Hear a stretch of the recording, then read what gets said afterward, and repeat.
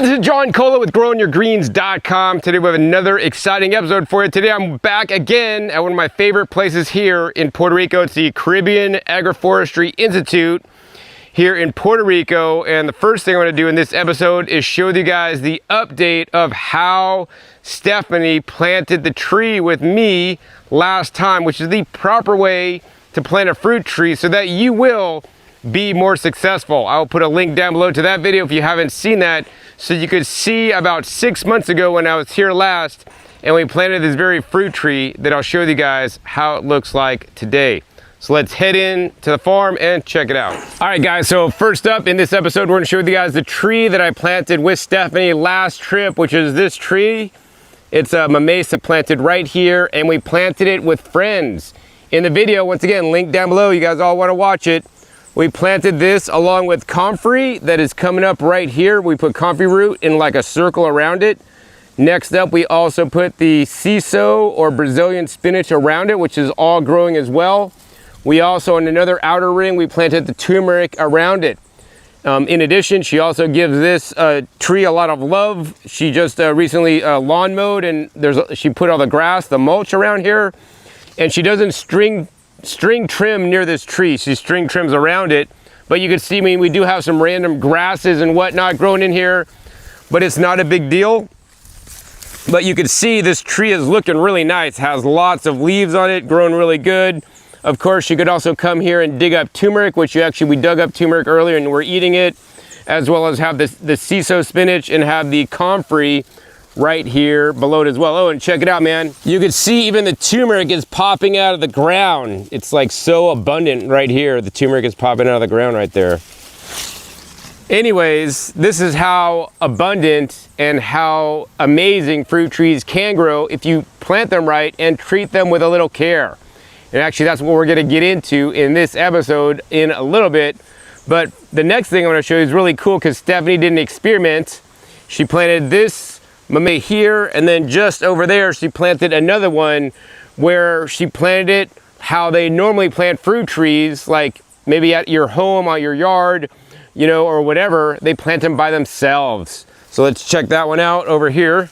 All right guys, so this is another Mamey that got planted at the same time, and it basically just got mulch around it. Nothing else happened.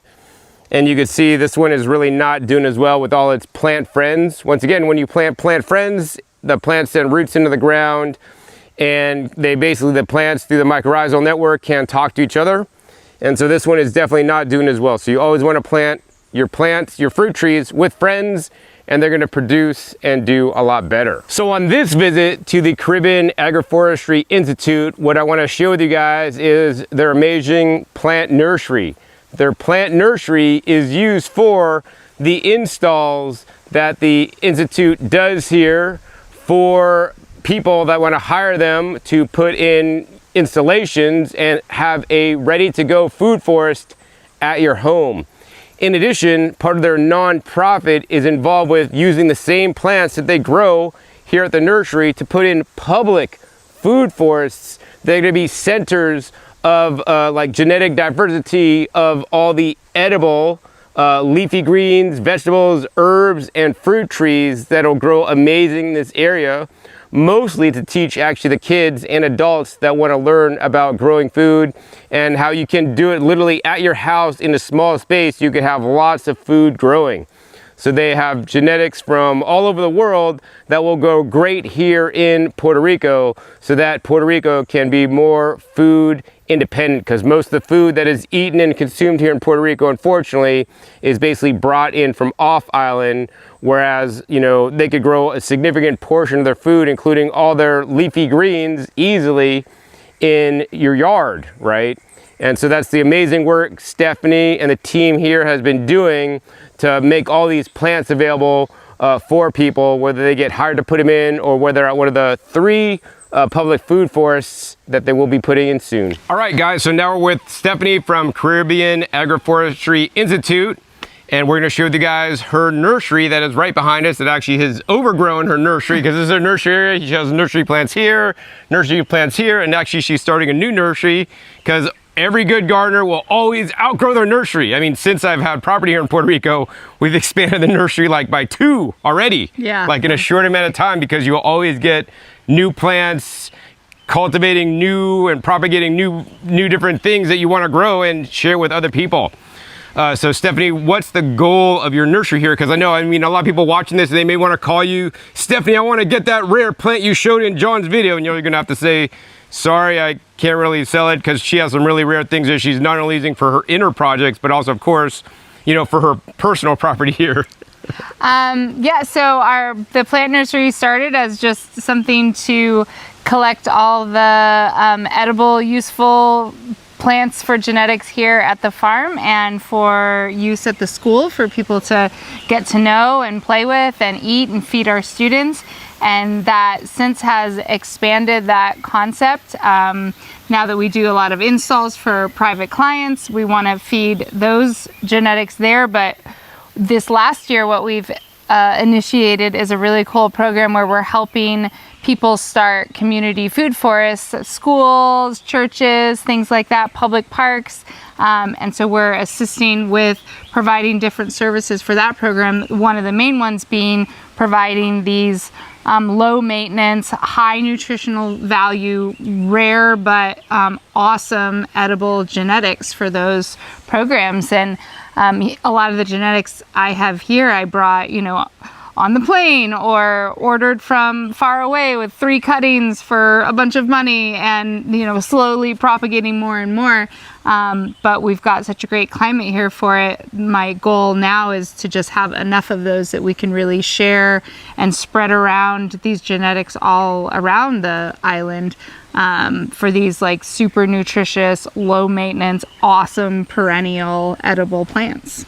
Yeah, I mean, being here in Puerto Rico, like I see, you know, I was actually at Sam's Club and a supermarket last night, and it's people just buy their food there, and it's really amazing to me on how few of the items sold at the grocery store are actually from and made here in Puerto Rico. Like pretty much like, seemed like 90% or 95%, maybe a few produce items were grown here on island. But you know, Stephanie is growing all these on island and eats these foods that you're gonna see in this episode every single day.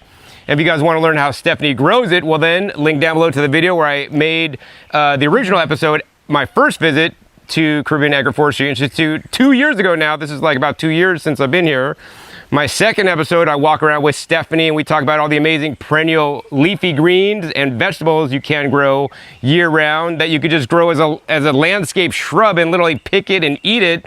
So you don't have to go to the grocery store and like yesterday's, I'm kid you not, a 3-pack of romaine hearts was $8.99, like organic romaine hearts. From wherever. From California, and they looked terrible, and they were probably at least a month old, I don't know. And so expensive. And so expensive when you could just pick actually better leafy greens that you could pick off the plant and eat and have much more nutrition, much more vibrancy, much more freshness, and of course, save tons of money. So I mean, both of our missions is to get more people in Puerto Rico to grow their own food and like go outside their door and harvest it every day.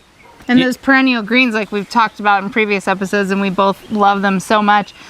So nutritious and easy. Like for the struggling gardener that doesn't think they have a green thumb, or the working mom who just doesn't have the time, they just make salad on a shrub with little to no effort for years and years and years, from, you know, a cutting. And so we really just want to have space to make a lot of these edibles available in larger quantities so we can, you know, do a whole public landscape with an entire hedge of Bele, or a school garden, so that all of the kids can, on their way home, take a bundle of greens back to their house and not spend $9 on California spinach that's been in a shipping container, you know, for however many weeks, losing any nutrition it even ever had.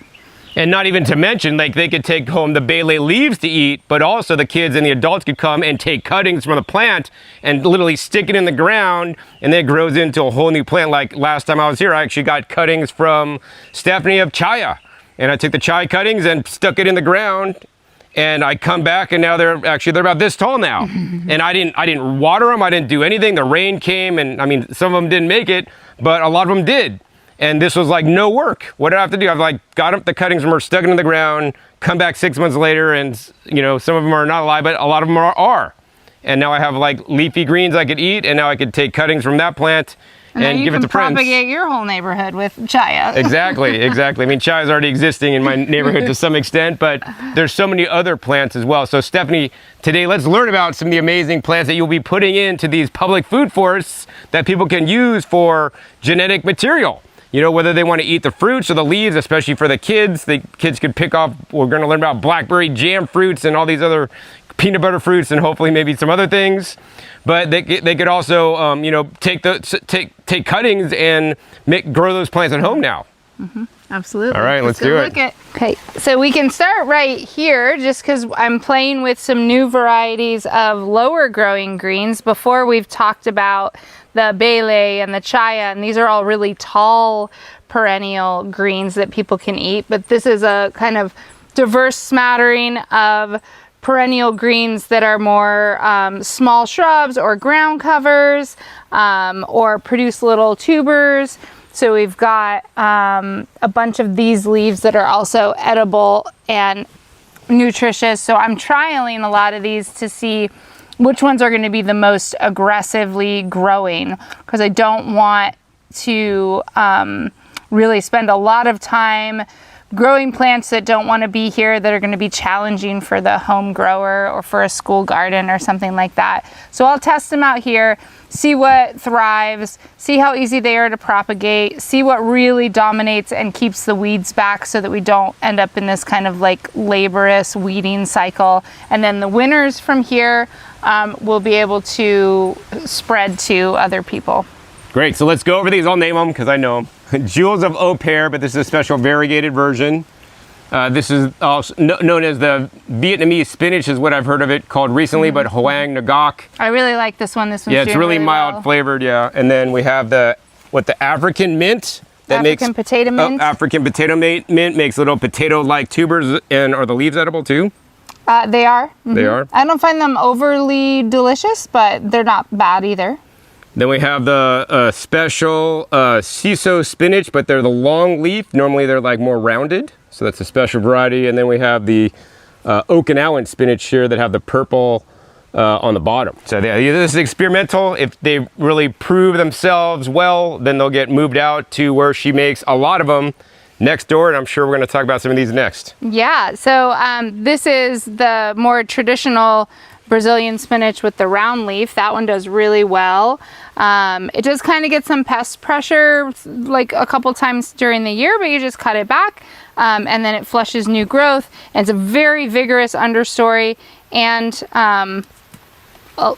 once a school garden or a home garden has it, they have it forever, and you just stick that in the soil and it'll make a whole new plant, and they can share it with their whole neighborhood. So that's what I'm really looking for. It doesn't always stay as pretty as I'd like it to, but it is always yummy, and if it's not very pretty, you can just grind it up in your smoothie and still enjoy it. And it's organic. Don't panic. We're not spraying any pesticides on this, so there may be some bug holes, and I'd rather eat something with bug holes than something with pesticides that are gonna kill your nervous system. Absolutely. So we like to also do this really beautiful vine, which is the butterfly pea. It makes these gorgeous blue flowers that are edible and medicinal, really good and calming to the nervous system. And they're quite beautiful. They can grow up different kinds of trees and things like that. And kids really love them because when you make a tea out of them, it turns bright, bright blue. And then if you add a little lemon juice, it turns fuchsia pink right before your eyes. And kids in school gardens and in little cooking programs and stuff, just like, it's so much fun. Adults like it too, but it's a real showstopper for the kids. So you can just see different flats of different cuttings. This is a perennial collard green that came from the Canary Islands from a friend's garden. This is a cranberry hibiscus, another one that kids really love. You can do them by seed or cutting. We've got lots of shrubs, lots of shrub berries. So kids and everybody really loves little sweet berries. And so we want to focus on things that fruit over a long period and have like lots of little daily things to eat. So you can have a whole hedge of Surinam cherry, or what these are. You mentioned before the blackberry jam fruit, and a lot of these, while they can grow wonderfully from seed, which a lot of these are, they can also grow from cuttings too. But the Surinam cherry, every cherry then has a seed and they sprout really quickly, and so the kids can eat them, save their seeds, and then take them and spread them around their neighborhood. So these are cuttings of elderberry. So I have maybe 5 different varieties of elderberry, and they fruit beautifully here. They're so delicious. They're very, very medicinal and great for colds and flus, and super high in nutrients, and they grow from cuttings, as you see. So then I've brought in, you know, 1 or 2 of every variety I can find that I think will do well here, and then I grow them out, and then I chop them back and take the cuttings and try to make more out of them. So those guys are going. And then in this flat here, you can see the little baby mulberries coming on from the cuttings. So I have a lot of different varieties of mulberries, really looking for those winners that are easy to grow here. And they go from cuttings as well. And you can see the cutting already wants to make its little mulberries. We've got some cuttings of some Malabar spinach in here, which is coming off of this from a neighbor. We do a lot of tea herbs and healthy herbs like Tulsi Holy Basil, which not only are great for us as a tea, but fill a valuable ecological role in the system, bringing in beneficial insects, feeding bees and all of our pollinators. So we like to have, and they have in a food forest, they're filling this like middle space of this understory shrub layer. And as we've talked about in other videos, the more we fill up the space with ground cover, low level, mid-story, and upper story, we're going to create a living family ecosystem that's healthier than one plant by itself, that takes care of more of its own needs and fills all that space with medicine and food, and reduces our maintenance at the same time. So that's what I'm looking for. Win, win, win. More food in a smaller space with less maintenance. And when we do our systems like that, people who think that they don't have time to garden end up realizing, oh wait, if I put it in the right way with the right plants, I don't have that much maintenance, and I have all of this nutrition to have with my family that's right outside my doorstep and doesn't even take that much space. So we're really looking for the plants that like win in that environment. So these are of course from you. Well, now they're from plants that grow here, but the original cuttings came from your place in Vegas. And you've mentioned it many times. I don't know if you want to say anything about one of the plants that brought us together in friendship. Yeah. All right, so yeah, one of my favorite plants, of course, is the Bele, which actually I first learned about in Hawaii, where my mom was born. And you could see literally all Stephanie did was she took a stick of the Bele, like cut it off the tree basically, and stuck it in the dirt. And then it grew new roots. And now this is a new plant that she could plant in the ground, and this will make a whole new tree. So I mean, that's how easy it is. You don't even need seeds. Like, these are easier than seeds. Like, seeds, maybe they don't germinate. Maybe they've been sitting in a bag or on the shelf too long. But with this, like, the plant's already started. I mean, it just needs to grow new roots. And you can see it has a lot of leaves, and you could keep doing this. That's the amazing thing about the Bele. And, you know, this I call salad tree, because literally you could eat these leaves just as you would lettuce. And to me, these leaves are actually better than lettuce, especially when you gotta buy lettuce for so expensive here in Puerto Rico. These literally grow out your door, and after just a few years of propagating the Bele, it is all around, well, Stephanie's property, my friend's property next door, and we have enough Bele to eat every single day of the year if we wanted to.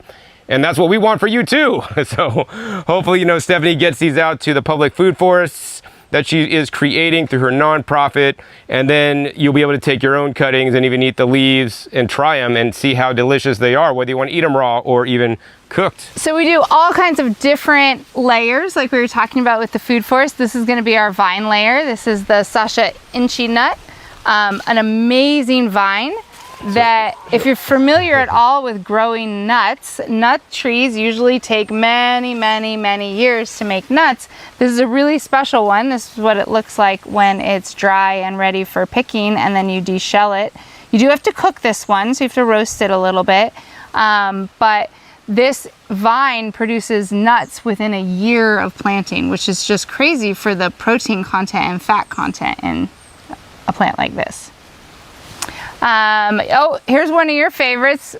Not that we're cultivating this one necessarily, but John loves these little wild cucumbers. These are wild cucumbers and they're delicious and they grow so easily. Actually, Stephanie, when did you plant these? Never. Right. She didn't even plant these, they just show up on the wild. I mean, and we try to buy these English cucumbers at the store, and here in Puerto Rico, they are very expensive, the English cucumbers that are imported. But everybody could like literally take one of these, squeeze the seeds out, and they're just gonna grow on its own, you know, without doing anything. You didn't have to put in garden soil, you know, they just grow in the wild. And they're delicious. Super yummy. We do a lot, like we were talking about, the berries. These are 2 little Surinam cherry plants that grow from seed. So we're tenderly loving these little babies until they get big enough to be on their own, and become a big bush that has tons and tons of cherries for everyone to eat. So these ones take a little longer in the nursery to get to planting size, but they're well worth it, and then they produce these cherries for decades to come. And what do the cherries taste like? Because they're not like traditional cherries that we would get in the States, obviously. Right, but they're a little more sour. Maybe, I don't know if musty would be the word I would use, but they're very complex in their flavor. They're not like super sweet Bing cherries, and they're smaller. These are the black ones, so those are sweeter than the red ones. But in addition, now I have, so Surinam's maybe becoming a little bit more common in places. Acerola is already common on the island, but then the cherry of the Rio Grande is one that I really, really like, and grumichama, and that's another type of cherry-like shrub, small tree, and they're very expensive and rare to find, but once you get them fruiting, there's copious amounts of fruit and seed on them. So as our nursery grows and we get ours fruiting here in the farm, we can just expand and make those genetics available on island, so people don't have to ship a $40 tree in or buy seeds. Some of the seeds of the stuff that I grow, it's like $5 for a single seed. But once that tree is fruiting, then you get many, many, many seeds off that fruit. But that's prohibitively expensive for a lot of people to do very many of. And so if we can make those genetics available a little closer so people don't have to ship them so far. And in addition, a lot of tropical fruit trees, the seeds are fresh seed germinators. So we're used to, a lot of times in the north, a lot of the seeds can be dried, and then you plant them and they can store for a long time, and that's not true for a lot of tropical seeds. They need to be planted fresh, and so right out of the fruit they have to be planted, otherwise the seed dies. So we're really working with a time crunch there, that having them already on the island to be available to people will help with that a lot. All right, we're going to another area of the nursery. What are you going to show us now, Stephanie? Okay, so we make a lot of use out of all of our spaces, and this is a really, most of the year a shady place, but we do have the shade cloth up for now to make it extra shady and gentle for all of our little seedlings. A lot of the things that are back here have just sprouted pretty recently, or are trees that are meant to grow in the understory of a forest. So we're trying to mimic that with the trees around as well as the shade cloth. So we have a bunch of things in this area. We've got, whenever I'm out and I find rare fruit at a market that does really good here, and again, it's like seeds that I would generally have to pay $10 for or $5 for a single seed. If you have the fruit on island, one, you already know it's gonna do well here, but a lot of these, while they're here, they're not at a nursery. You can't go buy these trees. So we're trying to make them a little bit more available. So we have some rare stuff like the cupuaçu, which is related to cacao.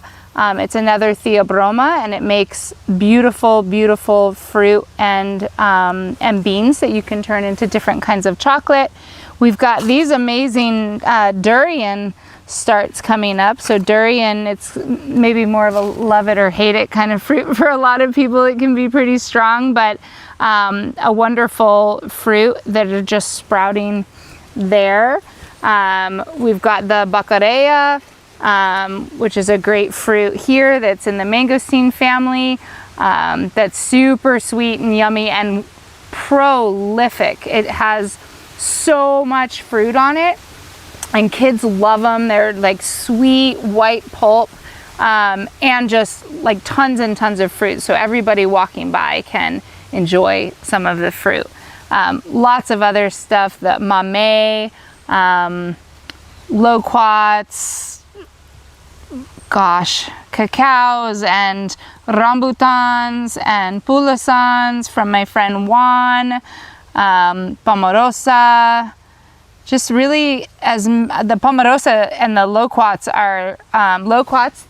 Shout out to Tim over at Eat Your Yard Jacks from one of the previous videos, who sent me these seeds of a selected variety of loquat that is really, really yummy and prolific in Florida. So those are growing now, and they just produce, the Pomarosa and the loquat, so much fruit for so little effort.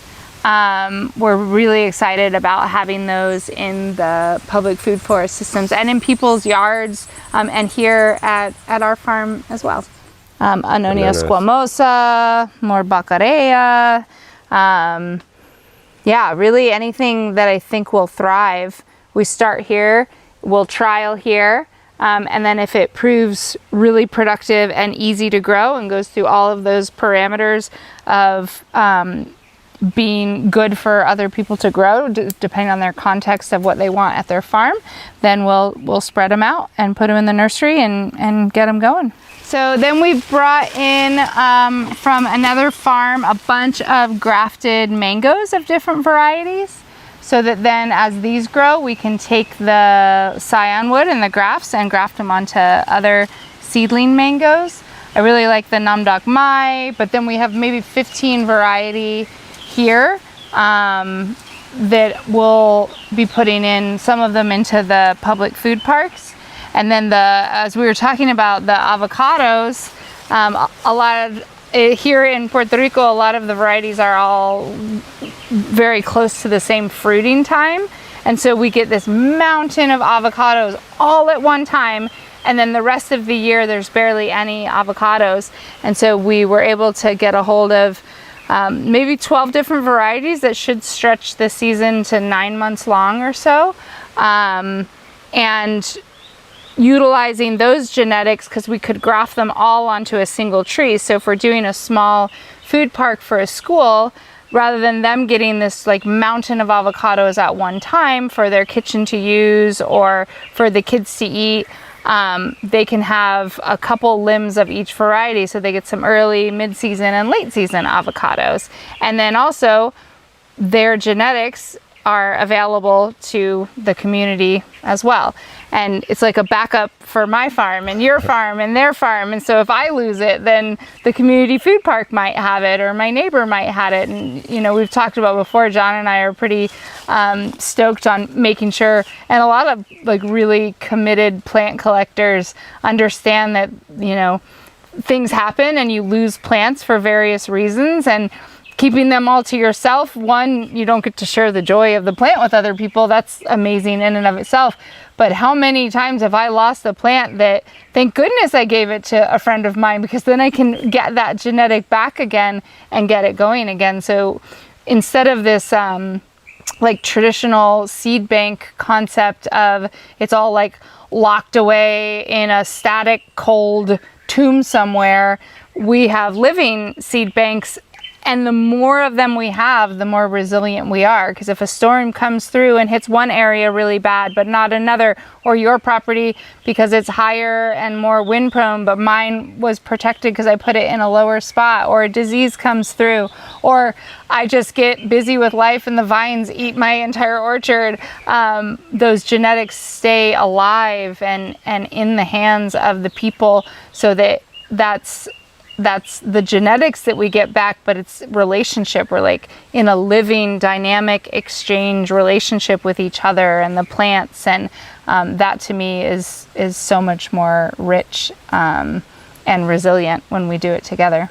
Yeah, resilience is very important, especially after a hurricane when, you know, my friend, the only food he could get was literally going to the Sizzler steakhouse and eating at the salad bar, you know, because everything was down. But if he had more of the plants, I mean, maybe some of the things would get tore up, but he'd still have other things that he could find to eat on his property instead of having to rely on things coming in to Puerto Rico.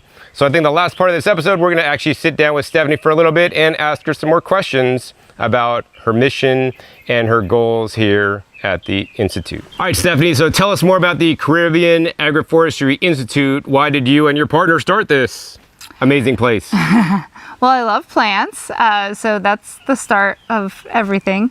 And plants have been such an important role in my healing and my path in life to find joy and health. Being connected to the soil and to the plants has been so significant to my life over, I guess, the last 25, 30 years.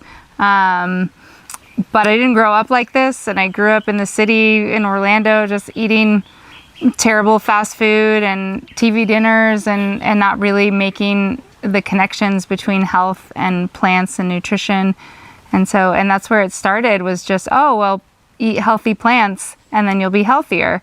But then it becomes this slippery slope once you start actually interacting with the plants and realizing what a beneficial relationship it is and how nourishing it can be to be really connected to the soil and the plants. And as I learned that for myself, I just wanted to share it with as many people as possible, and kind of just was teaching everywhere and anywhere I could, worked with a lot of nonprofits and in a lot of different places and a lot of schools and a lot of libraries, pretty much anywhere I could. Anyone who wanted, in any age group, from kindergartners to retirement homes, wanted to listen and learn about plants and talk to me about plants. I think I like that meme, like introverted but willing to talk about plants. I'm not that great at a party unless it's a plant party. And it's any way I can share this information so that people become closer to the land and closer to plants and eat them more and spend more time with them so that they can feel part of the joy and health that I got to feel is my passion and my mission. And so being down here in Puerto Rico, it's plants, but I've had the great opportunity with my partner to be off the grid here with the solar and the water, and just a lot more of a full picture of self-sufficiency that we're able to do here, and offer that learning and opportunity to come visit an off-grid permaculture farm here on the island. That's been really great for us. We've been on this site for 2.5 years, and to show people the abundance that can happen in a short period of time with not a lot of financial resources. We're not coming in with millions of dollars and just tons of tractors and throwing all of this money at the project. It's really a labor of love and effort. And then also, what are all the reasons that all these people over the years have told me that they don't do this? A lot of it's time, a lot of it's money. So if we can help in any way to reduce those barriers for people, I'm really passionate about doing that. Wonderful. So what services do you offer people here in Puerto Rico? I know you give classes. I know you could do an install for somebody and like literally create what you've done here, like the Garden of Eden here in Puerto Rico, a food forest with all the amazing, nursery plants that you saw. You saw a fraction of all the ones that she showed me earlier off camera, aside from putting in the public food forest so that people have access to some of these rare plant genetics and even fruits and the vegetables to eat in the future. But what else can somebody here in Puerto Rico, how can you help them? Yeah, so those are our main avenues. We do classes at a sliding scale. So some people have a lot of financial resources and other people have other resources. So we do all kinds of barters and trades and sliding scales so that anywhere from family-friendly kids classes to full adult classes, a half a day to full for multi-days with camping. We host a lot of schools. So we do it through the educational nonprofit through classes that we teach here and at other people's farms as well, or in schools. And then we do the private consultations. So we've got a handful of private landowners that want systems like this installed, and we help them achieve those goals. And then also now the public food forest. So can we take some of this abundance that we're creating, and we've developed this grant program so that we can install them into schools and churches and public parks, and then offer classes there in that community for communities that can't get out here to this part of the island, or don't have an active field trip program or what have you. We can bring this stuff right to where the kids are running around playing soccer and looking out their window of their classroom, but instead of looking at a plain grass field that's super hot and sunny, they get to look at a fruiting Surinam cherry, and their mouth can water as they're like waiting for recess to go eat it all. And then hopefully those bloom into the genetic resource for more gardens, and those kids and parents take them home and put them in their yards. And then I drive down the road and there's just food everywhere. However I can help facilitate that reality, I want to be a part of. And I think the other thing for me, Stephanie, with the important work you're doing is like creating that spark with the children, right? We need more farmers, right? Puerto Rico's farmers are aging out. There's actually not many farmers anymore, unfortunately. And, getting a kid excited about plants and growing plants and how easy they could grow, and getting them into farming in their future careers instead of, leaving the island and going to the mainland to, get a regular job, right? And creating more diversity, resilience, and healthier foods for Puerto Rico. Yeah, and my hope with some of these school gardens is that then the economics teacher can utilize it to take cuttings, and they can have a little micro program of starting a nursery at the school, and little micro businesses that the kids can learn how to integrate plants. Not only is it good for them to eat and fun, but it could be a pathway, like you said, forward. Maybe they want to become a farmer. Maybe they want to run a nursery. Bring the livelihood part of this back around, so it's not just some like side hobby you do when you have extra time, because we don't have a lot of that often. So how can we integrate plant systems into all the aspects of our lives, and like you said, bring the youth back into valuing farming, but maybe in a little bit of a different way than a lot of like the mega farms are. That's all I knew of farming when I was young, was like giant corn, monocropped, boring, hot tractor farms that didn't look at all fun or interesting. And my first permaculture farm I visited, when I was 18 years old, I was just blown away. Like, oh wait, this is a whole different kind of farming. This is interesting. And when kids run around a space that's magical and beautiful and shady and smells good, but then also is just full of yummy things to eat and mysteries around every corner, the way that they light up and like break these kind of mental constructs of what farming is and can be, I think can be really powerful. Wow. So Stephanie, one of the questions I have for you, because every time I come here, this is like about 2 years since I came here first. You were literally 6 months in when I came here the first time and made an episode, and you already had so many amazing things growing, and now there's even more, and I've eaten, fruits off some of your plants today, and lots of leafy greens and herbs, tried them. What keeps you motivated to keep going and keep at this and keep the place maintained and continuing to develop out and plan out new areas that now you have to continue to maintain without, I don't think you really have any help. Really. Obsession? I'm not sure. Passion? Well, probably the thing that brought me to this in the beginning, it's relationship. I get wonderful relationships with plants, which are quite nourishing and challenging. Every time you think you have like mastered something in the gardening, growing world, nature's like, oh, let me show you something new, or let me give you a surprise that you never expected. So it's constant learning. There's always something new to see in a garden if you look closely enough.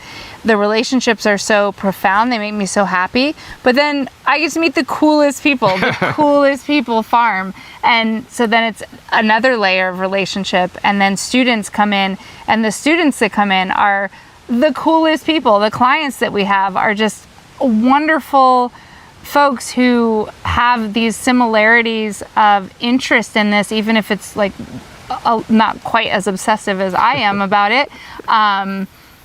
Just, I guess, relationships is what keeps me. It's richness, it's depth. It's, I feel like all of my relationships, plant, land, people, have depth, and the roots get deeper all the time. So I have not a lot of superficial relationships in general. And so it's very nourishing in a world where we're increasingly like, quick, the shorts on YouTube, everything's so fast, and I want to just watch 10 seconds and then I'm off to the next thing, I'm busy, I gotta I don't even have time for a phone call, it has to be a text, and everything's just so fast and superficial that I think we're missing the like richness. Like, you have to keep filling up. You eat a bunch of, it's like fast food. Like, you just have to keep eating it because there's nothing actually in it. And so like the short videos, sometimes they're like interesting, but you like have to get another one because it wasn't that fulfilling. There wasn't a lot of like depth to it. And farming this way and the relationships that I create with the people and the plants in this style, they're rich and fulfilling and deep, and it gives everybody a chance to kind of slow it down. So it's just very valuable and nourishing to me. So that's really why I do it. It's totally selfish. I share it with everyone because it makes me so happy. Well, that's a good selfish trait, I think. So I think the word that comes to my mind is connected versus disconnected, right? I mean, as you can see, Stephanie is quite connected with not only the community, the plants, the earth, everything. And most people unfortunately, we live in a disconnected society. You're more connected to your phone than you are with real people because you're watching shorts and all these things and you're on your phone too much. Get off your phone, turn off this YouTube video now, and go outside and start gardening. Well, actually, wait till after this video's over. Thumbs up it first. Yeah, thumbs up and share first. All right. So, but nonetheless, Stephanie. So, if somebody wants to, contact you, and so they could connect with you more, and you can connect with them more to learn about the programs and what you're doing here in Puerto Rico, how can they do that? Sure. Yeah. There's no YouTube Shorts that I know of. They can email me. And they can go through the website at either CaribbeanAgroforestry.org or permaculturepuertorico.com if that's easier to remember. They can come to a class, which we have at the end of January. We have kind of our flagship 4-day off-grid homesteading class where we cover permaculture, agroforestry. There's talking, but there's a lot of hands-on stuff as how it's meant to be. We also do a half day of off-grid solar design and rainwater catchment design. And this year we'll have a day of specialty crops being bamboo, mushrooms, and medicinal herbs where we'll get our hands dirty, and there'll be some guest instructors coming in to do that. And then we have a few other workshops throughout the year. We've got a cob building class coming in March that'll be building a small kids cob house. So all of our classes are family friendly, so you can bring your kids along, and we camp out. Some people like to stay in Airbnbs. If you're not a camper, that's fine too. And yeah, or you can reach out and we do consulting services. And if you're interested in helping out with a food park, either coming to help install one with us, you're welcome to email and join us in that. If you want to donate plants, if you want to donate money to start one, if you want to bring one to your school, you can just find all of those links on the website and find out more information about what we're doing. Get on our newsletter. I don't send it out very often, so you won't be inundated. I should probably send it out more. but no Instagram. So you have to kind of go the old-fashioned way. Not totally old-fashioned, but. All right, yeah, so I'll put the links down below for all those contact methods. You can contact Stephanie mostly through her website or through the email if you want to get a hold of her. And Stephanie, final question I have for you today is, what are the words of wisdom from farmer, gardener, plant collector, plant breeder, mountain mama, I don't know, you're a lot of things. what words of wisdom you want to share with all my YouTube viewers today to remember before we sign off? Yeah, just get to know one plant at a time. Like, if all you can do today is one plant, do it, and do it today. I think people get overwhelmed by how, like, the scope of some of this stuff, and you can develop a deep relationship with one plant and then go from there. And if you do that well and you find success and like it nourishes you, then you can build upon that success. And the most important thing is just get started. Get your hands dirty, be outside, connect with a plant or a person who loves plants, and get to know it a little bit. And then you're off to the races, and then you're going to be a crazy plant lady like me. Or plant guy one day. Or plant guy. All right, yeah, definitely wise words of wisdom. I like that. Start with one plant and just get to know that plant really well and get really good at growing it. And once you know everything and you've got that mastered, then go to the next one. Then go to the next one, and then go to the next one.